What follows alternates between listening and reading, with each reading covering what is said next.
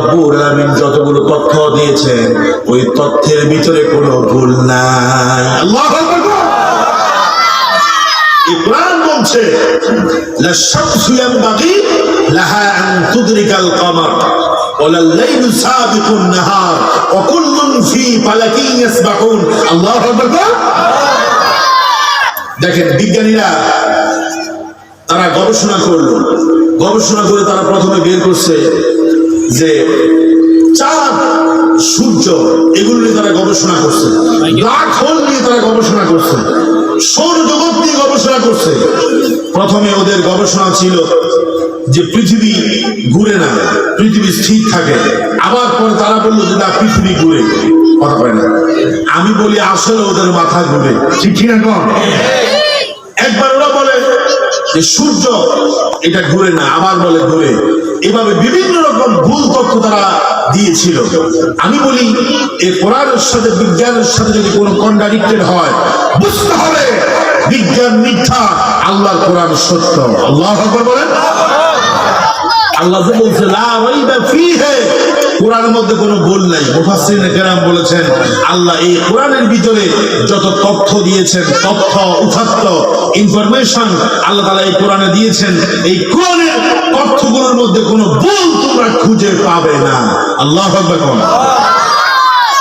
এই কোরআনের ভিতরে ইউসুফ আলাইহিস সালামের ঘটনা আছে, আছে না? আছে। আছে।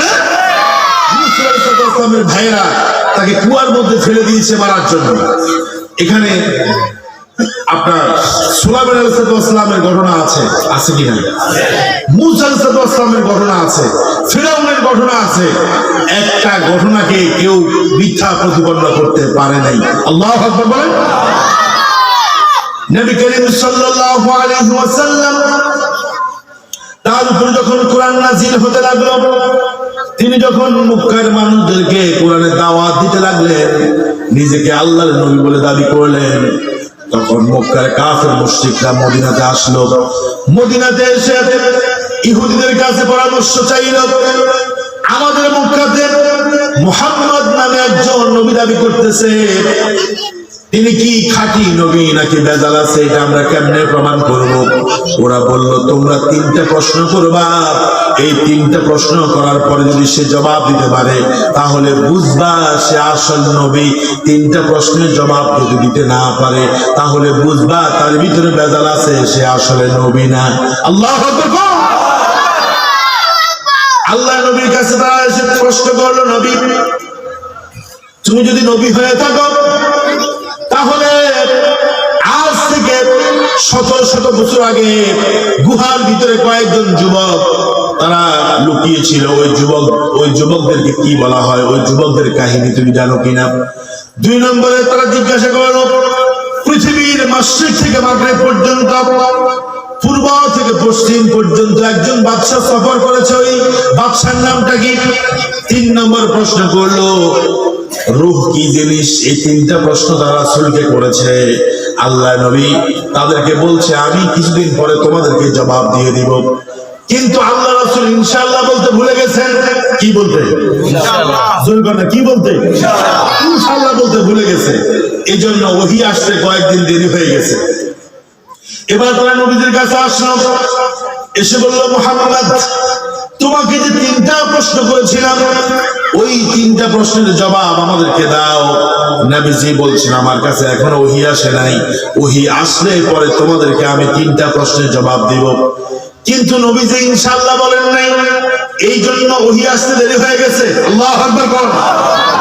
এজন্য আমরা ভবিষ্যতে কোনো কাজের জন্য আমরা ইনশাআল্লাহ বলবো। ইনশাআল্লাহ মানে হলো যদি আল্লাহ চান, যদি আল্লাহ। রাসূল ইনশাআল্লাহ বলতে ভুলে গেছে, এই জন্য আল্লাহ তাআলা রাসূলকে শিখানোর জন্য ওহীটাকে একটু দেরি করে দিলেন। ওরা চিন্তা করছে তাইলে তো মুহাম্মদ তো সত্যবাদী নবী না, সে যে নবী দাবি করতেছে তার কাছে ওহী আসতে দেরি হতেছে, তার মানে আমাদেরকে ঘুরাচ্ছে, তার মানে হচ্ছে তার এই বিষয়গুলো জানা নাই। কয়েকদিন পর আল্লাহ তাআলা নবীকে সতর্ক করে বললেন, নবী আপনি বলেছেন কয়েকদিন পরে তাদেরকে বলবেন ঘটনা, কিন্তু আপনি ইনশাআল্লাহ বলেন নাই, এজন্য আপনার কাছে ওহী আসতে দেরি হয়েছে। আল্লাহু আকবার বলেন। ওরা আপনার কাছে যে তিনটা প্রশ্নের জবাব চেয়েছে সূরা আল কাহাফ নাযিল করে আমি আপনাকে এই তিনটা প্রশ্নের জবাব জানিয়ে দিচ্ছি, আপনি ওদেরকে বলে দেন। আল্লাহ নবী যখন ওই তিনটা প্রশ্নের জবাব দিয়ে দিলেন, তারা অবাক হয়ে গেল, তাজ্জুব হয়ে গেল, তারা বিস্মিত হয়ে গেল, অবাক হয়ে গেল, চিন্তা করলো মুহাম্মদ কেমনে এই ঘটনাগুলো জানেন। তার মানে হলো মুহাম্মদ নিজ থেকে কোনো কথা বলে না, ইন হুয়া ইল্লা ওয়াহয়ু ইউহা, মুহাম্মদ যা বলে সবগুলো হলো ওহী, সবগুলো হলো ওহী, সবগুলো হলো ওহী। এরপরও কাফির মুশরিকরা নবীজির উপরে ঈমান আনে নাই, ঠিক কি না? এই যুগে বহু মানুষকে দেখবেন কোরআন সত্য এটা জানেন, ইসলাম সত্য এটা জানেন, আল্লাহর দ্বীন সত্য এটা জানেন, কোরআন ছাড়া কোনো উপায় নাই, দ্বীন ছাড়া কোনো উপায় নাই, আল্লাহ নবীর আদর্শের বাহিরে গেলে জাহান্নামে যেতে হবে, সবকিছু জানে, সবকিছু বুঝে, এরপরও ইসলামের মধ্যে পরিপূর্ণ প্রবেশ করতে পারে না, ঠিক কি না?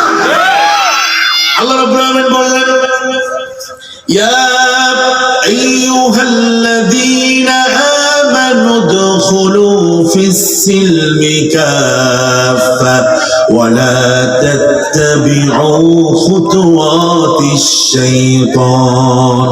জোরে করুন আল্লাহু আকবার। আপনাদের মুখে জোরে একটু আমি তাকবীর শুনতে চাই, উঁচু আওয়াজে আকাশ বাতাস মুখরিত করে যদি গায়ের সব শক্তি দিয়ে একবার তাকবীর দিতে পারেন।